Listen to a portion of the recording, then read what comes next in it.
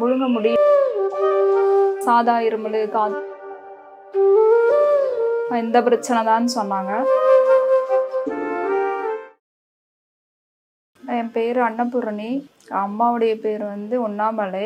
அவங்களுக்கு தான் ட்ரீட்மெண்ட் இங்கே எடுக்கிறோம். நாங்கள் விழுப்புரத்துலேருந்து வரோம். அவங்களுக்கு உணவு குழாய் கேன்சர்னு சொன்னாங்க. முழுங்க முடியல, அவங்களுக்கு சாப்பிட முடியல. ஒரு இட்லி அப்படியே சாப்பிட்றாங்க. வலிக்குதுன்னு தான் தண்ணி குடிச்சு கொஞ்சம் பிசைஞ்சு கொடுக்குறோம். அப்படி தான் சாப்பிட்றாங்க. ஒரு வருஷமாகவே இருமல் வந்துட்டு இருக்குது. அவங்க அதை பார்க்காம சாதா இருமல், காய்ச்சல் அப்படின்னு இருந்துட்டாங்க.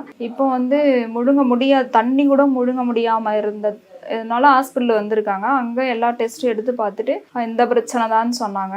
அதுக்கப்புறம் இப்போ தண்ணி அங்கே கொஞ்சம் மெடிசன்லாம் கொடுத்து தண்ணி முழுங்க முடியுது, சாப்பாடு கொஞ்சம் பரவாயில்லன்னு சொன்னாங்க. அப்புறம் அம்மா கூட நான் பார்த்துப்பேன். என் தங்கச்சி வருவான், அம்மாவுடைய தங்கச்சி பொண்ணு. பாண்டிச்சேரியில் மணக்குளா விநாயகரில் ட்ரீட்மெண்ட் எடுத்துட்டு இருக்காங்க.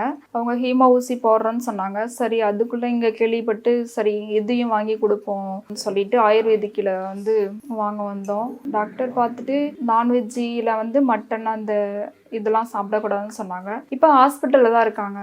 தூக்கெல்லாம் தூங்கவே மாட்டேங்காங்க. நைட்லாம் வலி ரொம்ப எடுக்குது. ஒன்றுமே பேச மாட்டேங்கிறாங்க, பேச்சே வரல, மூச்சு அடைச்ச மாதிரி தான் இருக்காங்க. சாப்பாடு கொஞ்சம் சாப்பிட்றாங்க, ஃபஸ்ட்டோட இப்போ சாப்பிட்றாங்க. அது பண்ணலாமா, அது ஹீமோ ஊசி போட்டால் பிரச்சனையாகும்னு சொல்லிட்டு பயந்துக்கிட்டு தான் நான் வெளியே வந்தேன். இப்போ டிஸ்சார்ஜ் கேட்டிருக்கேன். இப்போ சார் சொல்கிறாங்க இங்கே புனர்பூஜம் ஹாஸ்பிட்டல்லேருந்து கொடுக்கலாம், அதையும் கொடுத்து எங்கள் இதுவும் கொடுக்கலான்னு சொல்லியிருக்கிறாங்க.